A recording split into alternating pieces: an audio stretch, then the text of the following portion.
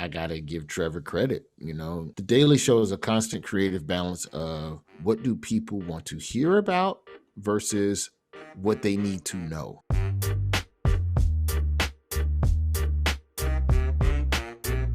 Hello, everyone, and welcome to the Sohile Ali Show, a podcast where I interview interesting guests from all walks of life, each with their own stories to tell. My guest today is actor, comedian, producer, and Daily Show correspondent, Roy Wood Jr. I met Roy when I was an intern at the Daily Show, summer 2019, and he's been nothing but kind ever since. His specials, Father Figure and No One Loves You, are available now on Paramount Plus, and be sure to follow Roy on all of his social media accounts. I will link them in the description box below. Without further ado, hope you enjoy my conversation with none other than Mr. Roy Wood Jr. All right, welcome, Mr. Roy Wood Jr. Thank you so much for coming on to the Sohile Ali Show. Appreciate you. I appreciate it. I appreciate the nice fireplace you have going in the background. I don't know if that's televised fire or real fire. I can't tell. My laptop's a little shitty. Oh, no. But I appreciate the aesthetic. Absolutely. And I figured I would share real quick how this came to be for those who may be wondering. I was an intern at the Daily Show where you are a correspondent during summer 2019.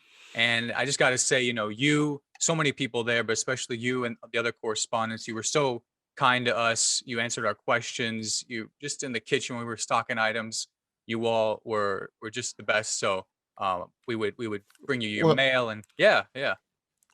Well, I appreciate it, man. I try not to be an asshole because like half the people that are at the Daily Show were all interns at some point. And they're now very powerful. And you would be surprised how much someone that started under you could pass you in a heartbeat. And I mean, that's across all industries, but especially in entertainment. Absolutely. No, it's a great lesson. That is. And, the moment that stood out was I was there that summer, bringing you the mail, bringing the packages, whatever have you. And then you had dropped some fall dates on your Instagram. You were doing some touring that fall. And I saw one of them being my town, Bloomington, Indiana, Comedy Attic. And I saw that. I said, okay, I got to go say what's up. So I knocked on your office door, said, don't mean to interrupt you. Just said, you're coming to my town this September. And you so graciously, you said, man, you need some tickets to the show. And I said, no, man, I already got my tickets. I'm trying to get you my uncle's gyro truck. I'm trying to get you the lamb gyro that night. And so we said, I don't think I got to it though. Did I get her? I don't think I got to the truck. We didn't get to. It's all right. It was a busy night, but next time you're around in Bloomington, we're gonna get you hooked up. So fair enough, man. Absolutely. Well, thank you for having me, brother. Congrats on this program. Oh no, congrats with being constructive with your time.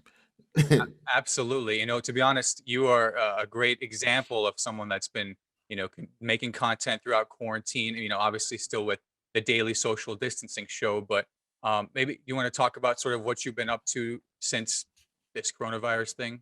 I've been teetering on losing my mind, but then also, I've been able to sell a couple of scripts here and there. I can't talk about the projects in detail just yet, but it was the pandemic really showed me how much more opportunity and growth that I've been not. It shows you which plants you haven't been watering. Mm-hmm. I'll put it that way.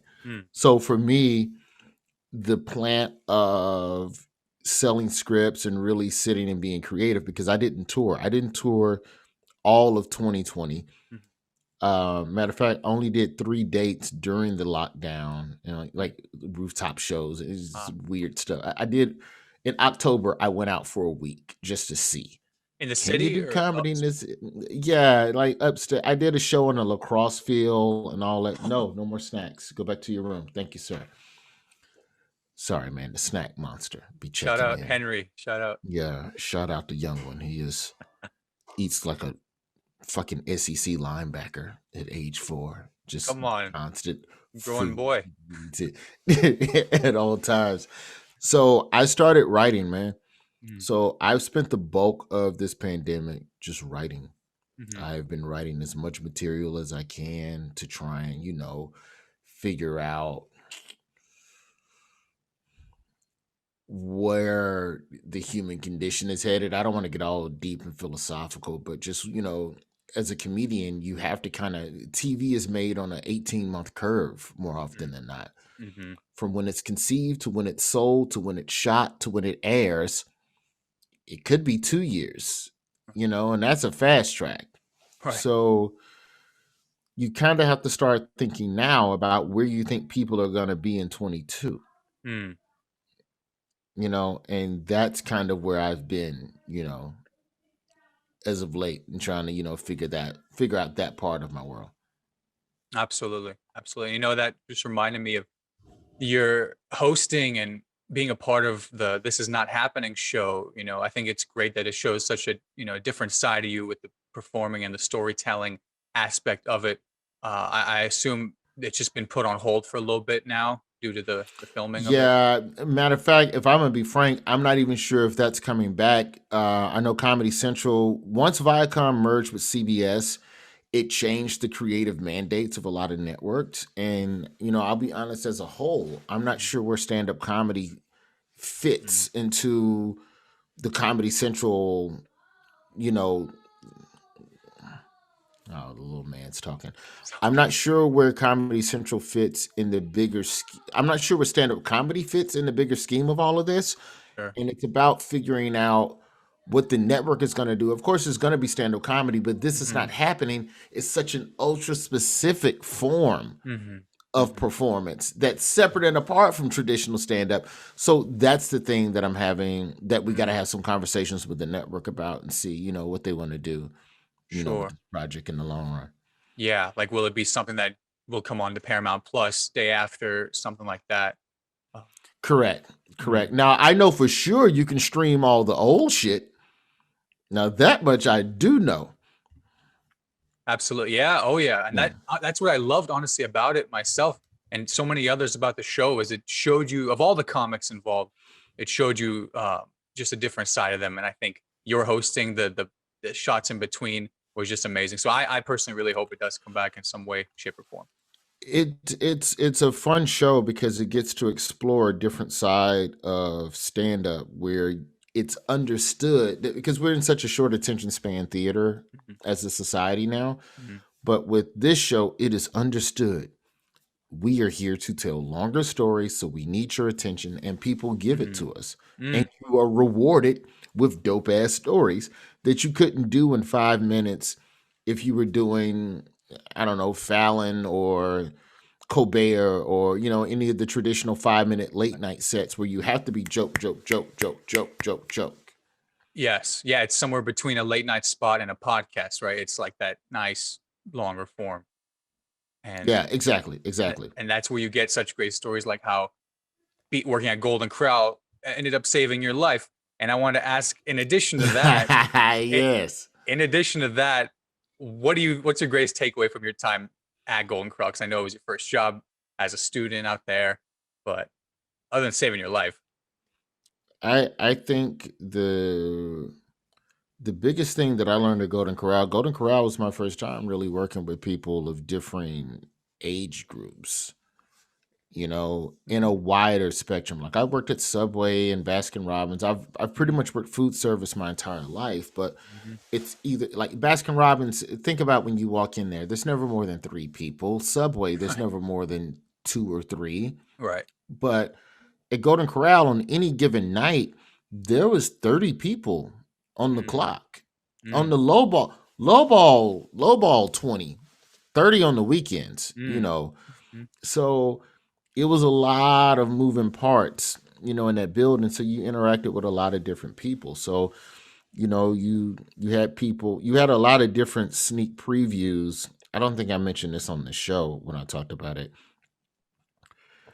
When you work at a restaurant, you have an advantage because you're basically getting a sneak preview on the different paths that await you based on whatever choice you make. You got people that's career minded, you got people that's adrift, you got people that are doing this as a retirement job and they already got 3 houses. They just do this job to get away from that bitch I can't stand at my house. That's what. Yeah, the house. Yeah. Yeah. So, that's that's kind of the biggest, probably one of the coolest things. But, above all, I learned what connects people. Golden Corral is where I kind of put in. So I started doing stand up around the same time Right. that I started working at Golden Corral. Like 19. It's 98, 97, 98, somewhere in there. Yeah. And so, like, I would go from table to table, and that's how I tried out premises. So a lot of like the ice breaking, a lot of the ice breaking jokes that I would use on stage at an open mic were table greetings. I love it. That I took from work. And what I figured out over the course of a shift was you only needed 2 or 3 table greetings. As tables rotate in and out, you'd use a different greeting so that the table next to them doesn't hear you say the same joke to them as you said to them. And so cycle it start learning. I learned the psychology of people in how, what can I change about this joke so that a white customer laughs at it the same as a black customer? I ain't got time to think of 40 jokes. But that Bobby Bowden Florida State joke got a chuckle from that white table, but these black people don't. They ain't. All right, maybe we need to change that to basketball. Sure. And say Pat Riley instead of Bobby Bowden. Bring it to their world. You know what I'm saying? Yeah. Well, in those days, it would be Phil Jackson. So, Pat Riley was still the shit, but you get, this is the beginning of Shaq Kobe era Lakers dominance. Yep. So you would, I think 97 was their first. No. Shaq joined the Lakers in 97. First ring was 2000, but that was the beginning of that Shaq run. Right. That Shaq Kobe stuff.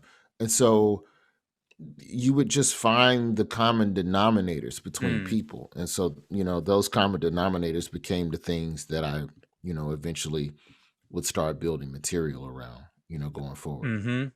You were doing crowd work at Golden Corral. In short. Yeah, that's literally what it was. Yeah. That's literally what it was. And I think about, because I know about the 100 Club, you having to memorize 100 customers' names and at least 2 of the items. Was it 2 that they would get? Yeah, you had to do, so in the 100 Club, you had to learn 2 items that every customer enjoyed at the buffet. And you had to memorize 100 items, 100 customers, and you had to learn 2 items per customer. Right, exactly. And you wrote them down, and you had to write them down. Like you literally kept a notebook. And so that's how you joined the 100 Club, which was, it's not really that big of a deal. Knowing what I know now, it's just office motivational tactics and creating mile markers, and you get rewarded with a little trinket, and shit like that. Absolutely. Yeah. But I took pride in that shit, bro. I took pride in that shit. And I'm not going to say I knew 100 solid, but there was about 80 people, and it takes time, but you see someone 2 or 3 times and you just scan their plate, or you'd ask them, what did you like up there? I love the green beans. That's why I always come here. What's your name? Janice. Thank you, Janice. And I go in the back and fucking write her name in the book. Janice and the green beans. That's right. Yeah. And Janice likes green beans and carrot cake. Like, no one's double checking you. No one's running up on you and, hey, motherfucker, did you write down Janice?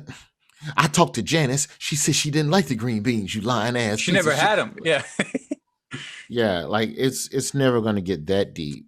But sure. Yeah, it was good times, man. Well, I know also around that time you were, student at Florida A&M University, proud graduate, and you were, taking the Greyhound to gigs. And I think, was it your first open mic was in Atlanta? Yeah, that was one of the first. The first official time on stage performing was Birmingham.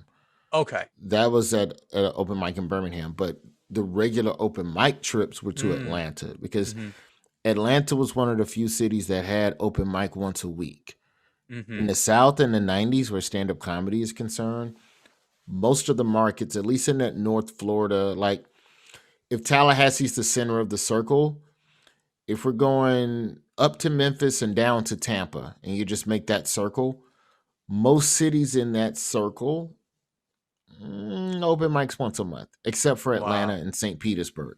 Mm-hmm. So those were the cities that I had to frequent in order to, get stage time. And at the time, I didn't have a car. So, Right. yeah, I'd get in the Greyhound. I'd ride my bike to the Greyhound, lock my bike in front of the station. This is a Thursday night, Friday morning. Mm. Well, in those days, it would just be the Sunday ride to Mm-hmm. Atlanta. I get the like 6 or 7 a.m. bus, and you go 8 hours to Atlanta from Tallahassee on a bus, and then I take the MARTA out to Buckhead, Mm. and I'd go to Uptown. Or in those days, I would lay low, and like it wasn't FedEx office yet; it was still called Kinko's, Yeah. and I would lay low in Kinko's for 2 hours until showtime. Go over my set, go there, get booed, go back, catch the MARTA, catch the bus to the train to the bus station, to the Oh. Greyhound station, Mm-hmm. Greyhound back to Tallahassee. And by then it's like 8 o'clock, 9 o'clock in the morning, and I have a 10 a.m. class. And I would Mm. unchain my bike at the bus station, and Monday I'm back in class, still smelling like failure. Did you did you have any other students with you that were into this grind as well, or was it just you? None. None. None. Um No comedy clubs, these improv sketch groups out I there? had there was a comedy troupe Mm. that that I had that I joined. There were a few guys that were in it. Okay. It was called the Comedy Collage, and they were doing shows in town once a month. Mm. And I got connected with this guy, Mike Shader. Mike Shader was the brainchild behind it. And so Shader was also emceeing at the local comedy club. And I didn't even know the city had a comedy club at this point. Like, I'm just discovering week by week the Right. network and how it's all connected. Mm-hmm. And so Mike Shader brought me up to the comedy club. Mm. I'd done a couple comedy collage shows, and I'd done well enough to where Shader thought I could, probably do a guest set Oh. at the club, at Mm-hmm. the Comedy Zone at the Ramada Inn on North Monroe Street, Oh, if you want wow. to check the facts. And so it brought me in. I did a guest set. I did well enough to eventually get added to the rotation as one of the house MCs. Nice. So the advantage to this was, how can I put it? It was, the comedy club was close to Golden Corral. It was close. Okay. At this point, I had a car. My mom and Mm. I had kind of had it out. Who is he talking to? Who is my child talking to, bro? Just All good. All good. just yelling. So, sorry, I had to close the door. All good. At All least I good. know he's alive. Talking's good. He talks to himself. He Here's needs a something. brother. Yeah. As long as you hear noise, the kid is safe. Uh, So we get a 30-minute break for we get a 30-minute break on night shift. Night mm. shift is good money, especially a Friday night before Saturday Florida State kickoff. Oh, So the I tips. couldn't give up Friday night exactly. So there were nights where I knew I would get off at 9, and I could so here's what I would do. Mm-hmm. I know my shift ends at 9. So the comedy club has 2 shows, 8 o'clock and 10 o'clock. Right. Yep. The MC goes up at 8 o'clock. He performs till 8:10, and he Mm-hmm. brings up the next comedian. Yep. Comedy club is a 7-minute drive from Golden Corral. Set. 7 and 7 is 14 minutes. That means I have 6 minutes to perform a 10-minute set. So I'm already operating at a 4-minute deficit. So what I would do is take my break, right at 7:50, and I would haul ass up to the comedy club, and I would do the first. I would do the first show. I would MC the first show. I'm off stage by 8:10, 8:12, 7 minutes back. I'm late returning to the floor, Sure. but it's fine. So But you made it back. Yeah. Wow. you have someone cover for you. Hey man, if I get a table or two, will you greet my table? I'll split the tip. Like whatever. Like Yeah. I made enough at the comedy club to offset losing 2 tables of tips.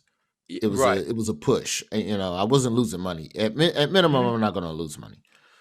So I would come back, wrap up the show. 8 o'clock show ends at 9:30. My shift ends at 9. So when your shift ends, you have side work. And if you time it right, you can be out of there by 8:20. And generally speaking, I could be back to the comedy club in time to close the show.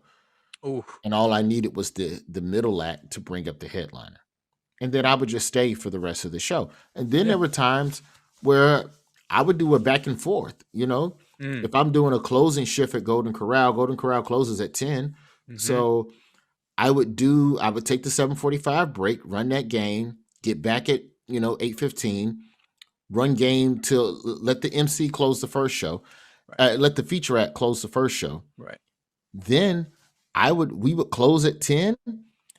I would just fucking leave. I would go do my set, and then I would come back and do my side work and be back in time for the rest. It's just whatever needed to get to be done. That's what I did. But yes, they weren't crazy about me taking Fridays off. But Friday, big eventually night. it got to that point though. But we're talking. But I was also in a house MC rotation, so we're talking about only doing this once a month.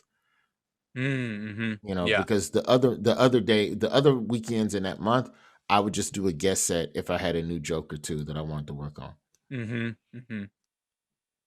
Gotcha. Yeah.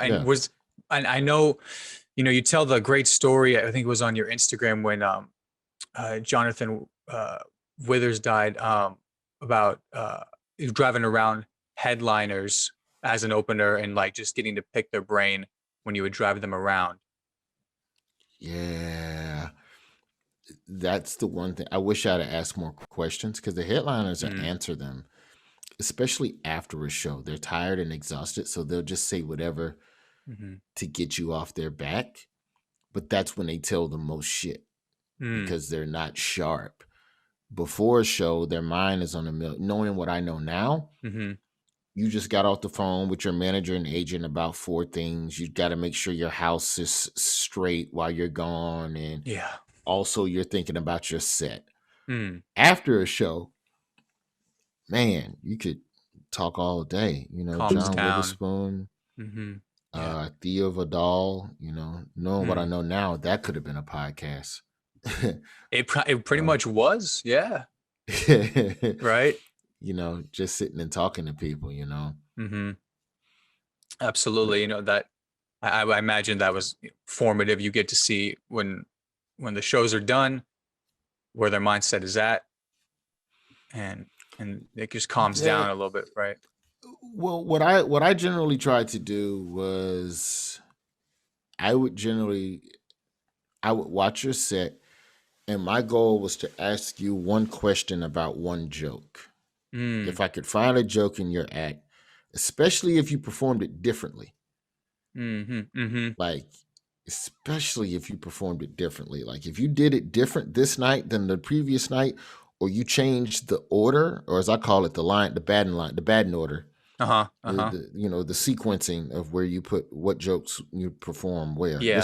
Your set list. Yep. If you reordered your set list, I was going to question you and go, well, why did you do that? What made you feel that? And they would just go into a little bit of their process. But I try not to dig, too much into, what they were thinking and saying, like I tried not to dig too much into what they were doing because I didn't want to turn them off. I didn't want to be the talkative guy either. Yeah. Right. Yeah. Because I know you probably face your fair share of the comedy club students working there these days, having to take you around. You're probably just like, man, let me just give them to get to the hotel, all right? But I'm sure, of course, I'm happy to talk. I don't always have the time, but right. If someone, and I can generally tell by the type of questions you ask how long you've been doing it. Mm-hmm. You know, like what I try. I'm not, and this isn't. I'm not against talking to new comedians. I just feel like as a new comedian, you have more resources than someone that's been doing it for 5 or 6 years. There's this weird no man's land after you accomplish a little bit, like you get a TV credit or Mm-hmm. you have some buzz but no representation. Mm-hmm. I try to be a bridge between those types of comics Mm-hmm. and Mm-hmm. knowledge. Mm-hmm. How to pick a manager, what should you do if you don't like your agent, Mm-hmm. like that type of stuff. Mm-hmm. I think that knowledge is less shared and less discussed. Mm. Plus, the first 2 years of comedy is just get on stage as much as you can, anywhere you can, period. And if you survive that, then I will respect you enough to talk to you. Like you've done the Right. base level requirements per se. Yeah. Because there's a lot of people that don't make it through that part of the game. Mm-hmm. And those are the people that I try to weed out because my time is precious. But I like talking to Absolutely. people. I think at some point I'm going to try and like open up my process. Like master class isn't the word because I'm not a master at it, but just hey, here's a joke I was thinking. Here's how I got it to this polished point. Right. And literally show you that bit from when it's on paper all the way to, The process. Absolutely. yeah, And yeah, like that yeah. part of it. Yeah. I'd love to just take it right back to the Daily Show again. Shout out to all the fellow interns that were with me that summer as well, summer 2019. But we got to see you all do the job. Not many people realize it's a real job. The Monday or the morning meeting rather, and then you all create your pieces, the desk pieces. Yes. I would love to bring it the back morning, to the morning meeting where 50 people pile into a room like a White House war room, deciding where to drop drone bombs, and we all watch a TV. Pre-COVID, good times. Oh. Sorry to cut you off. No, absolutely. Yeah. Right. I mean, you all, I think I've seen some pieces that it clearly looks like you all are doing the green screen shooting in the studio, right? Oh, no. No, that's all from home? Yo, you see any green screen that's happening right now? That's the crib, bro. You got That's that the at crib. home? I love it. Everybody's got green screen kits and lights, and we have enough razzle dazzle, and we have a great graphics department where they can literally, like, they can just straight up, man, just make it look damn near as good as studio. Absolutely. Okay, gotcha. Yeah, I was like, I know you, right, Costa. You guys definitely got, but I mean, everyone got one. That's what's up. But I'd love to just real quick before we have to go here. It was well documented when you started at the Daily Show in 2015. Trevor as a new host, you just had. I mean, obviously, you were a well-seasoned, confident presence already. But as a correspondent, when you think back to that time, what do you remember most about starting out? Oh, nervous. Nervous, not from a performance standpoint. I think performance nervousness is par for the course. I think I'm not going to try and quote Chris Rock verbatim, but basically, if you're still nervous, then that's good. That means you're still connected and plugged in to the experience of performance. Because if you're not nervous, you're crazy, So there's that. But for me, it was a nervousness from, will I be able to really be myself? Will I really be able to talk about the stuff that matters to me? And I got to give Trevor credit, the stuff that there's a lot of stuff that the Daily Show is a constant creative balance of what do people want to hear about versus what they need to know. And more often than not, what you need to know falls on the correspondence.